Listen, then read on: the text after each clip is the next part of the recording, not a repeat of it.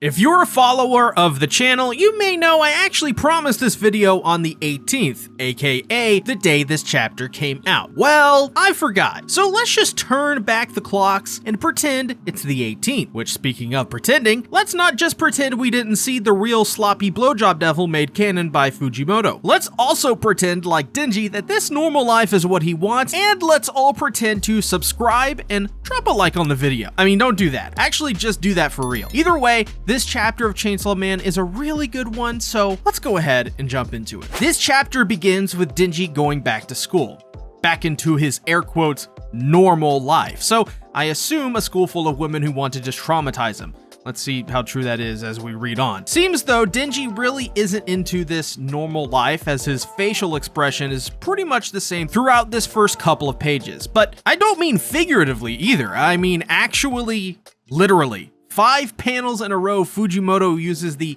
exact same panel of Denji, basically just copy and pasted, and as this person on Twitter here says, Fujimoto somehow made this work. I'm actually really impressed. Though this next part, I sorta enjoyed it, but I absolutely hated it because of this guy, who I dub the embodiment of the Neanderthal Twitter user. Comes up and basically just berates Denji for wearing a Chainsaw Man shirt. This is because, according to him, there is a theory that he is taking all of the credit for Asa Mitaka's accomplishments at school. So to him, Denji is being a supporter of the victimizer. So let me tell you, I hate these types of internet people with a passion. All I wanted Denji to do in that moment was basically just deck him right in the face. Though I do feel like Fujimoto is saying one thing and hitting at another here. This is a subtle and comedic commentary on these types of people that we all meet in our life. You know, the ones that put on their nerd glasses and start off their sentences with, well, actually, and proceed to actually twist themselves into these like weird talking points. We all know these people, and I bet Fujimoto knows much more about those people than we do, as he's more of an avid Twitter user. I would say a prolific Twitter user. On the other hand, I also feel like Fujimoto may actually be reading all of our theories and comments. I mean, this guy literally said Chainsaw Man is stealing Asa's thunder, and just the verbiage that he's using here, the among the well-informed and there's this Chainsaw Man theory, I don't know. I feel like Fujimoto is cooking up something here. What do you guys think? This next part was really funny though. This guy just comes out of nowhere and says, "Hey, you two, did I just hear you dissing Chainsaw Man?" And freaking decks Denji, as he puts it, in the name of Chainsaw Man. And I bet this guy, if he eventually figures out that Denji is Chainsaw Man, is going to feel really bad about all of this. But I also just love the image of some random dude overhearing a Twitter user talking about Chainsaw Man and just being so heated, he intervenes and assaults people. And, well, I mean, I guess that sort of does as well happen in the real world too, so I guess art imitates life. However, Denji does rightfully fight back and gets in trouble, knocking out the tooth of one of them.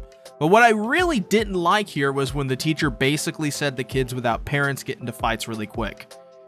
This is also really subtle, but I think about it quite a bit. This guy had so much experience with this kind of person that he observes there is usually some pattern with these parentless kids. And if that is the case, it shows that this guy isn't exactly helping solve the problem either. And you would think he would because he's a teacher and in a position of power where kids look up to him. But nope, he's gotta be that guy that everyone hates in school that doesn't care or put in any extra effort to try and actually do his job. So this is when Yoshida appears and tries to, I think, relate to Denji? I don't know. Let's break down the scene further though. So to have a normal life, as Yoshida puts it, they skip out on school to go to the theater, which everyone evacuated from as minutes before a devil appeared. The theater's devil hunters killed it. So like there's just this dead devil throughout this entire sequence. And as Yoshida put it, even without Chainsaw Man, problems do get solved because of the devil that's laying dead before them.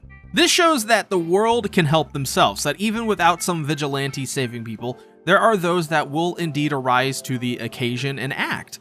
And in a way, this makes Denji feel more of not a useless character, but a character that realizes his own powerlessness and reality in life. Sure, Denji wants to be Chainsaw Man, he wants to be popular and get a bunch of girls and have tons of the segs, but the reality is that he's just a normal guy in all of this, and it's that normal life that Denji is told he should have, told he has to have or else Nayata will be hurt, that he must be forced to live.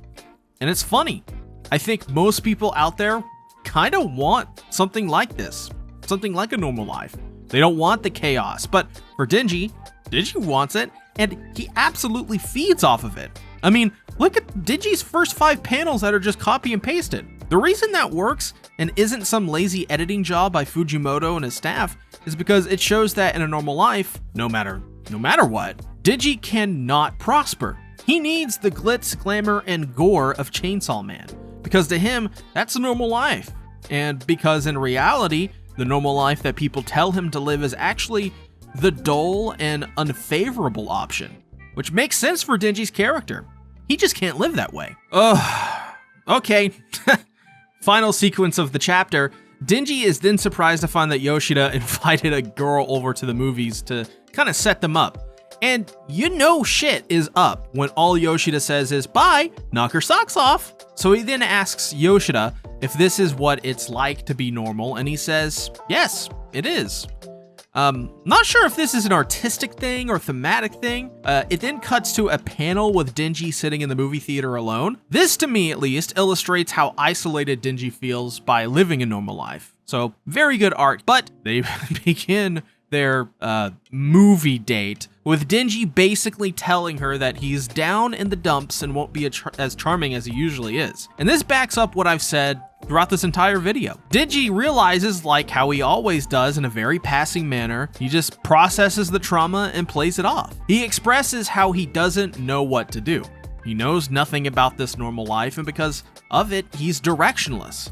He has to now focus on learning a new set of skills. He has to study, talk to a girl, have friends, and eventually that'll move him to being an adult, like paying bills, having a wife, and taking care of himself. Denji now has to figure out how to be responsible, and because of that, it isolates him further, expressing to this mysterious girl that he just wants to be alone. Fujimoto in the entire chapter pretty much has just been expressing Denji's angst and depression really well. It's very clear that this normal life Denji has been told he wants is not the one that fits him. He's wild and uncontrollable, and when you make someone like Denji controlled, well, sort of neuters him. It's an interesting word. Speaking of neuter, the new girl is touching Denji's wiener. He actually says that, by the way, which I'm not gonna lie. I respect the game here. She immediately, within seconds, just gets straight to the point with no reservations. She's like the Mick Jagger of touching dicks. Oh yeah, she immediately gave this look which the internet has just quickly made sure to make a metric shit ton of art already. So if you're a fan of the new girl, maybe give an Elon's Burb app a peruse. May help you out for once. She's also touching his wiener. Oh, I already said that. But anyways, this is something I did not expect at Chainsaw Man. And this series literally had a naked bomb girl fight a teenager with chainsaws coming out of his face. So I'm just surprised in general Denji wasn't immediately into this as well. I mean, he said he wants to have lots of sex to Asa, which is the reason he keeps living, literally. But maybe he overestimated himself, or maybe he didn't exactly mean sex, but didn't know how to say actual companionship with, oh, I don't know, this Asa lookalike here. And not just, sex. Though, let's be real, I don't think many men, when meeting a girl for the first time, would like to have their dick groped as their first interaction. And on second thought, let me know in the comments below how you feel about this girl groping you as your first interaction with her. I may already be regretting this. Though this was a truly great chapter of Chainsaw Man, and I feel Fujimoto is beginning to cook yet again. I feel Chainsaw Man is just building up to something really big, and with Denji and Asa getting ever so closer to crossing paths, this girl one less chapter to death every time we see her, and the still veiled secrets of the devil world taking over, Chainsaw Man is seriously about to hit its peak and stride, well, yet again here soon. Or I'm talking out of my ass and know nothing, but hey, what else is new? If you enjoyed the video, please be sure to subscribe to Bento to help us reach 3K subs, as we're less than 400 away. Also, stay tuned for my JJK content coming soon as well. Thanks for watching, bye-bye!